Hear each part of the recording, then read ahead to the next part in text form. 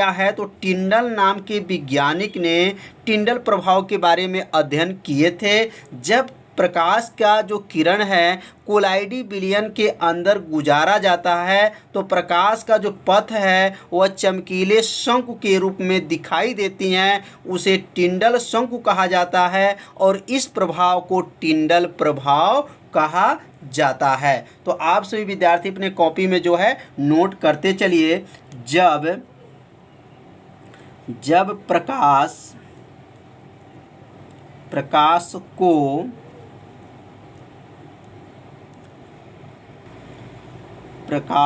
को किसी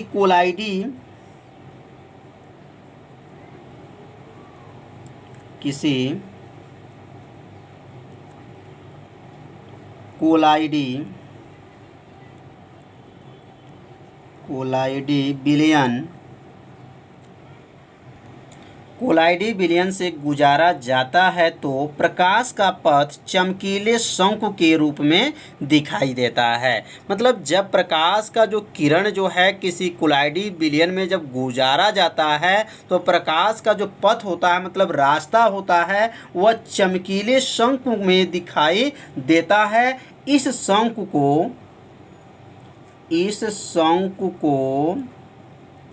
टिंडल शंकु कहते हैं। इस शंकु को क्या कहेंगे? टिंडल शंकु कहते हैं। टिंडल शंकु कहते हैं तथा इस प्रभाव को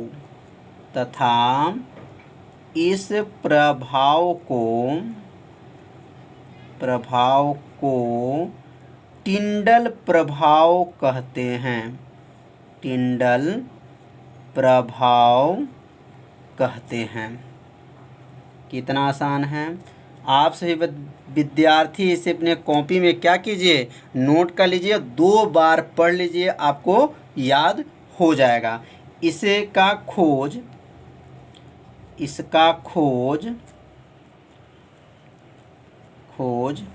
टिंडल ने की थी।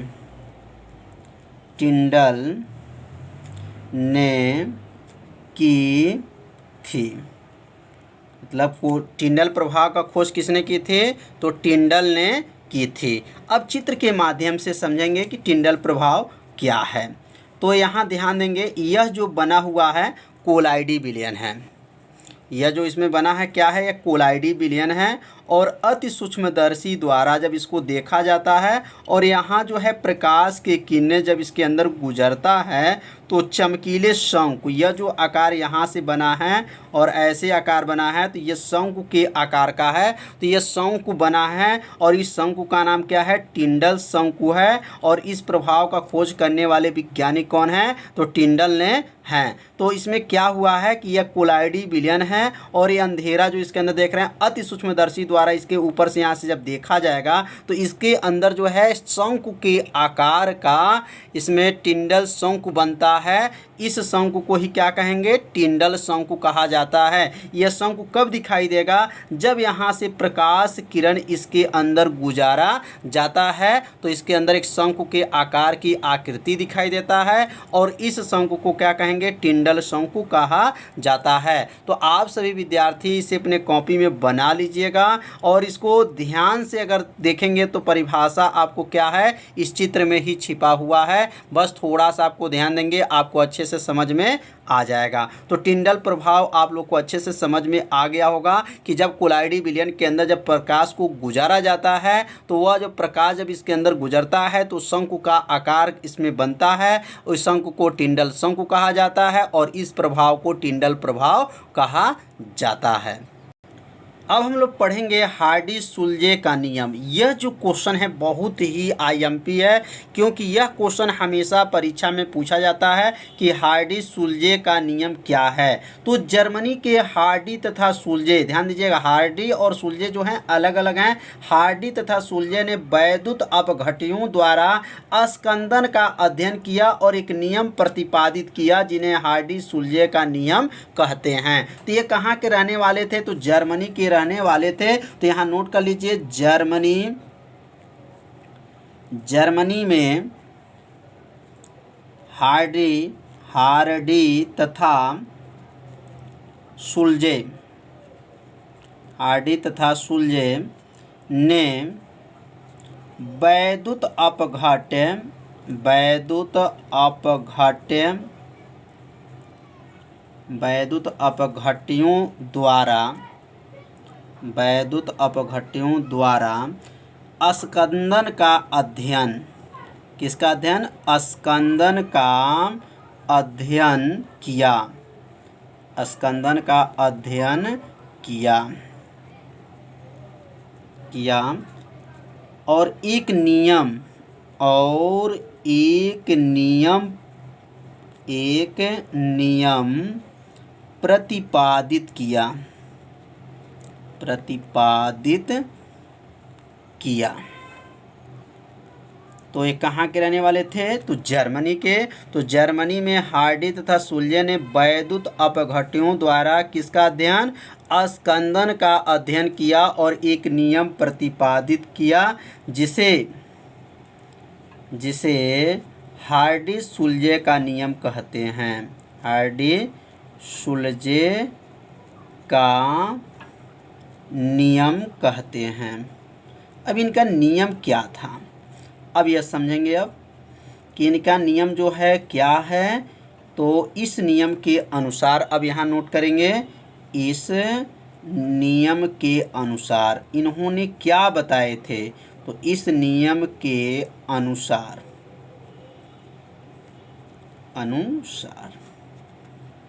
अब ध्यान देंगे इनके नियम क्या थे। अब एक एक लाइन को आप लोग अच्छे से समझिएगा, जहाँ भी आपको समझ में नहीं आ रहा हो कमेंट जरूर कीजिए। तो विपरीत आवेश, विपरीत आवेश युक्त, विपरीत आवेश युक्त मतलब विपरीत आवेश मतलब प्लस माइनस जो है विपरीत आवेश युक्त आयन की संयोजकता, संयोजकता जितनी अधिक होती हैं, जितनी क्या होती हैं? अधिक होती हैं, अधिक होती हैं, उसकी साल, आगे चल के हम लोग साल भी पढ़ेंगे, उसकी साल का स्कंदन, साल का स्कंदन करने की शक्ति, स्कंदन करने की शक्ति, करने की शक्ति भी उतनी ही अधिक होती है, उतनी ही अधिक होती हैं, अधिक होती हैं। तो यह जो नियम बना है हार्डी सुलजे का नियम है। तो एक बार और समझेंगे। तो विपरीत आवेश युक्त आयन की जो संयोजकता जितनी अधिक होती हैं, उसकी साल का स्कंदन करने की शक्ति भी उतनी ही क्या होंगी? अधिक होती हैं। किसका नियम है? हार्डी सुलजे का नियम कहलाती हैं, हार्डी सुलजे का नियम कहलाती हैं। तो इस नियम कहलाती हैं। तो यह नियम आप लोग को अच्छे से समझ में आ गया होगा कि संयोजकता जितनी अधिक होती हैं, साल का स्कंदन की शक्ति भी उतनी ही क्या होंगी? अधिक होती हैं। हार्डी सुलजे का नियम कहलाता है। अब इसका एग्जाम्पल समझेंगे। जैसे क्या है? अब जैसे जो है, जैसे यहाँ एन का मतलब सोडियम, सोडियम के ऊपर अगर +1 चार्ज है, इससे बड़ा जो है एम जी के ऊपर क्या हो जाएगा? प्लस जो है 2 चार्ज हो जाएगा। अब इससे जो है एल के ऊपर क्या होगा? +3 चार्ज हो जाएगा। ये किनका नियम है? बढ़ते क्रम में जो हुआ है किनका नियम है? हार्डी सुलजे का नियम है। यहाँ 1 चार्ज 2 चार्ज 3 चार्ज हो जाएगा। अब ऐसे अगर माइनस पे देखा जाए तो Cl के ऊपर क्या होता है, माइनस होता है। फिर लिखेंगे यहाँ पर SO4 के ऊपर क्या होता है, 2 माइनस होता है। और इससे जो है PO4 के पावर क्या होगा, तो 3 माइनस होता है। तो 1 माइनस, 2 माइनस, 3 माइनस, यहाँ 1 प्लस 2 प्लस, यहाँ पर 3 प्लस। ये किनका नियम है, तो यह हार्डी-सोल्जे का नियम है। तो आप सभी विद्यार्थी इसे अपने कॉपी में नोट कर लीजिए। अब हम लोग पढ़ेंगे रक्षण क्या होता है। यह भी क्वेश्चन जो है IMP है। रक्षण या रक्षी कोलाइड क्या है। तो अब रक्षण की परिभाषा को समझेंगे। तो किसी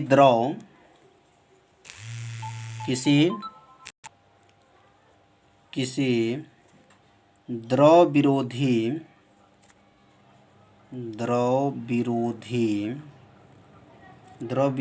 कोलाइड, जब किसी द्रव विरोधी कोलाइड में द्रव स्नेही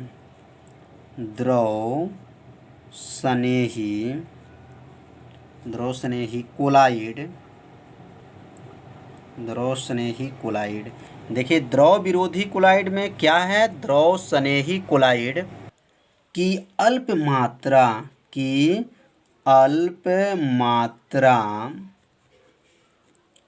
मात्रा मिला देने पर, अल्प मात्रा क्या करने पर, मिला देने पर, मतलब थोड़ा सा मात्रा मिला देने पर इनका अस्तित्व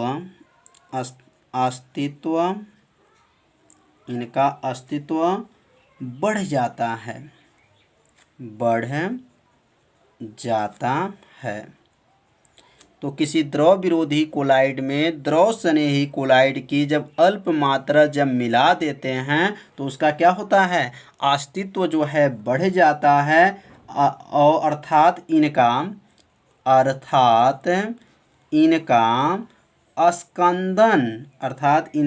स्कंदन घट जाता है।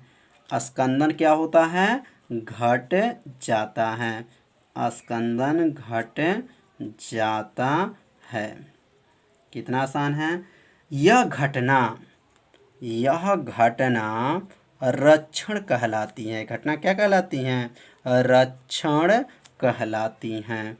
तो रक्षण का परिभाषा आप सभी विद्यार्थी समझ लिए होंगे कि जब द्रव विरोधी कोलाइड में द्रव स्नेही कोलाइड की अल्प मात्रा जब मिला देते हैं तो उसका अस्तित्व जो है बढ़ जाता है, अर्थात इसका स्कंदन घट जाता है। तो यह घटना रक्षण कहलाती है तथा द्रव स्नेही कोलाइड को रक्षी कोलाइड कहते हैं।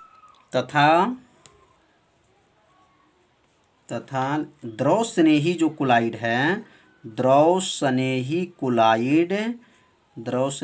कोलाइड को क्या कहेंगे, रक्षी कोलाइड कहते हैं। द्रव स्नेही कोलाइड को रक्षी कोलाइड कहा जाता है। रक्षी कोलाइड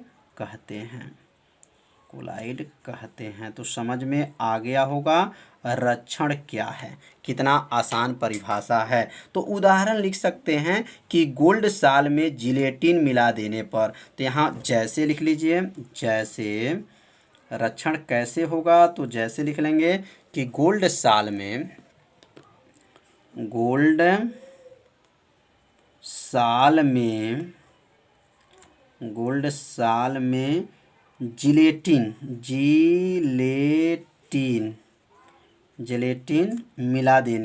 जिलेटिन मिला देना।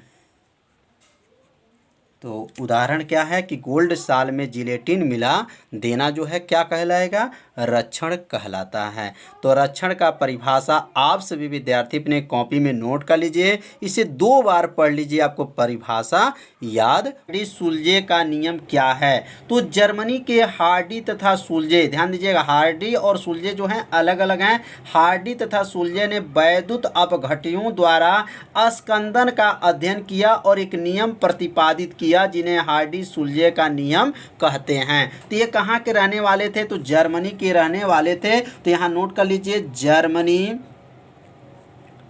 जर्मनी में हार्डी तथा सुलजे, हार्डी तथा सुलजे ने वैद्युत अपघट्यों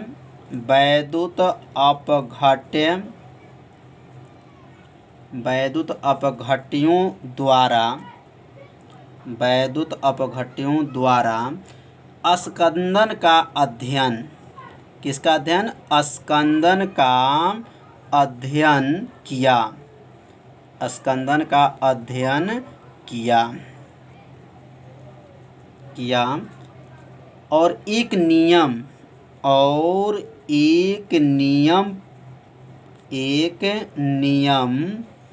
प्रतिपादित किया।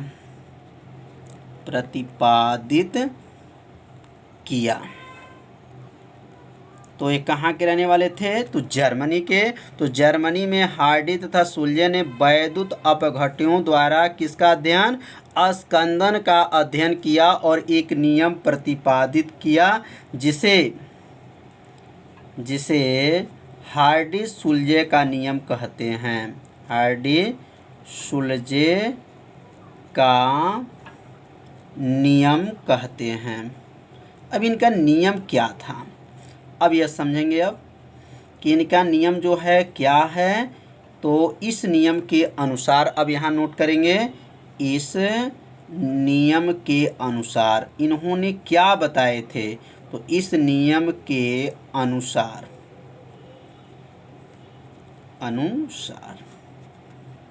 अब ध्यान देंगे इनके नियम क्या थे। अब एक एक लाइन को आप लोग अच्छे से समझिएगा। जहाँ भी आपको समझ में नहीं आ रहा हो कमेंट जरूर कीजिए। तो विपरीत आवेश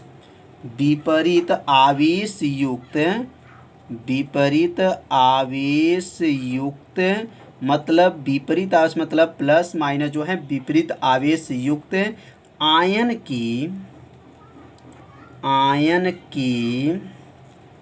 संयोजकता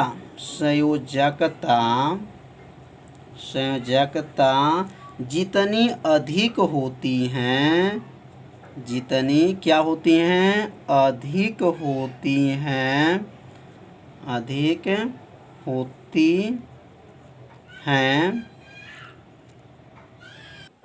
उसकी साल, आगे चल के हम लोग साल भी पढ़ेंगे, उसकी साल का स्कंदन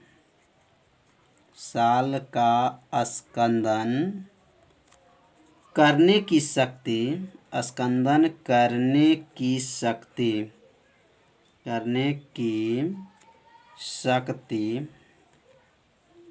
शक्ति भी उतनी ही अधिक होती है,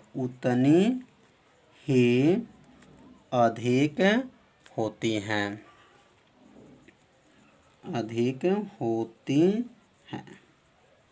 तो यह जो नियम बना है हार्डी सुलजे का नियम है। तो एक बार और समझेंगे। तो विपरीत आवेश युक्त आयन की जो संयोजकता जितनी अधिक होती हैं उसकी साल का स्कंदन करने की शक्ति भी उतनी ही क्या होंगी? अधिक होती हैं। किसका नियम है? हार्डी सुलजे का नियम कहलाती हैं। हार्डी सुलजे का नियम कहलाती हैं। तो इस नियम कहलाती हैं। तो यह नियम आप लोग को अच्छे से समझ में आ गया होगा कि संयोजकता जितनी अधिक होती हैं साल का स्कंदन की शक्ति भी उतनी ही क्या होंगी? अधिक होती हैं। हार्डी सुलजे का नियम कहलाता है। अब इसका एग्जाम्पल समझेंगे। जैसे क्या है?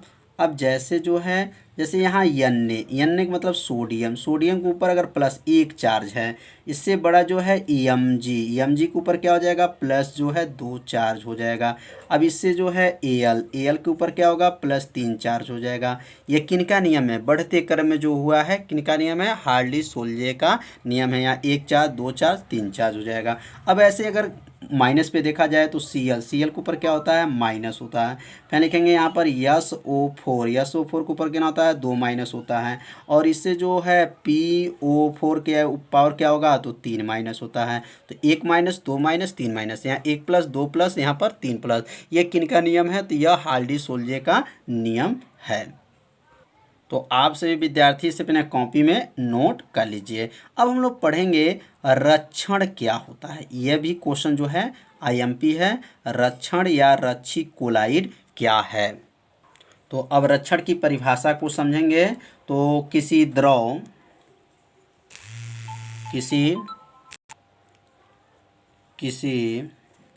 द्रव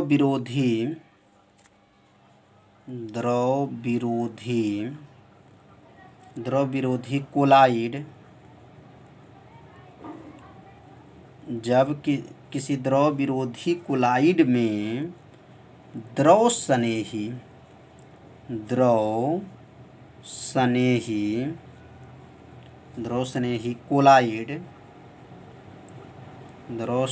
कोलाइड, देखिए द्रव विरोधी कोलाइड में क्या है, द्रव स्नेही कोलाइड की अल्प मात्रा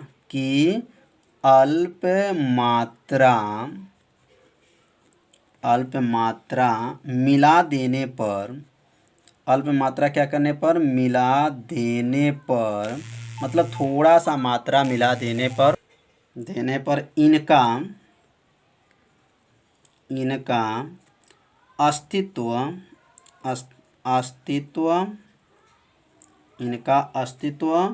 बढ़ जाता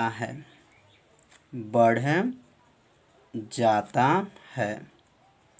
तो किसी द्रव विरोधी कोलाइड में द्रव स्नेही कोलाइड की जब अल्प मात्रा जब मिला देते हैं तो उसका क्या होता है, अस्तित्व जो है बढ़ जाता है। और अर्थात इनका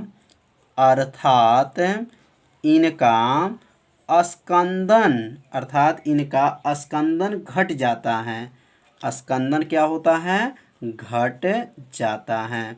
स्कंदन घट जाता है। कितना आसान है। यह घटना रक्षण कहलाती है। घटना क्या कहलाती हैं, रक्षण कहलाती हैं। तो रक्षण का परिभाषा आप सभी विद्यार्थी समझ लिए होंगे कि जब द्रव विरोधी कोलाइड में द्रव स्नेही कोलाइड की अल्प मात्रा जब मिला देते हैं तो उसका अस्तित्व जो है बढ़ जाता है, अर्थात इसका स्कंदन घट जाता है। तो यह घटना रक्षण कहलाती है तथा द्रव स्नेही कोलाइड को रक्षी कोलाइड कहते हैं। तथा द्रव स्नेही जो कोलाइड है, द्रव स्नेही कोलाइड को क्या कहेंगे, रक्षी कोलाइड कहते हैं। द्रव स्नेही कोलाइड को रक्षी कोलाइड कहा जाता है। रक्षी कोलाइड कहते हैं। तो समझ में आ गया होगा रक्षण क्या है, कितना आसान परिभाषा है। तो उदाहरण लिख सकते हैं कि गोल्ड साल में जिलेटिन मिला देने पर, तो यहाँ जैसे लिख लीजिए, जैसे रक्षण कैसे होगा, तो जैसे लिख लेंगे कि गोल्ड साल में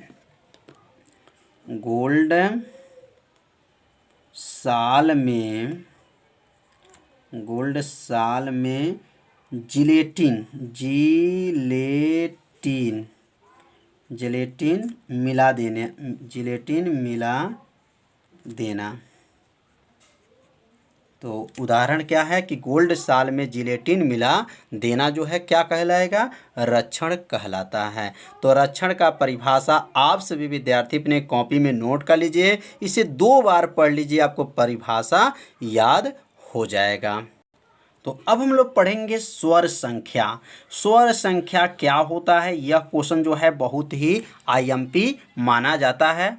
तो इसका उत्तर जो है, किसी द्रव स्नेही कोलाइड का सर्वरांक उसका मिलीग्राम में वह न्यूनतम भार है जिसकी उपस्थित में 10 ml मतलब 10 मिलीलीटर मानक गोल्ड साल में 10% NaCl मतलब नमक विलयन को 1 मिली डालने पर साल का रंग लाल से नीला परिवर्तित होने से रुक जाता है, सौर संख्या कहलाता है। तो सौर संख्या का अर्थ यह हुआ कि जब द्रव स्नेही कोलाइड में उसकी जो मिलीग्राम में न्यूनतम भार होता है और उसमें उपस्थित जो है 10 ml मतलब 10 मिलीलीटर मानक गोल्ड साल में 10% नमक का विलयन को 1 मिली डालने पर साल का रंग लाल से नीला परिवर्तित होने से रुक जाता है, सौर संख्या कहलाता है। तो आप सभी विद्यार्थी सौर संख्या का जो है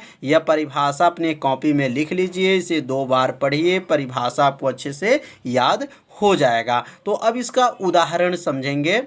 तो आप सभी विद्यार्थी 2 कॉलम बना लीजिएगा। पहला कॉलम लिखिएगा द्रव स्नेही कोलाइड और दूसरा लिखिएगा सर्वरांक। तो इसमें जो है जिलेटिन का जो सौर संख्या कितना होता है तो 0.005 से लेकर के 0.05 के बीच में होता है। और हीमोग्लोबिन का जो है सौर संख्या कितना होता है तो 0.01 होता है। और एल्बुमिन में कितना होता है तो सौर संख्या 0.10 होता है। गोद में कितना होता है तो 0.15 से 0.25 तक होता है।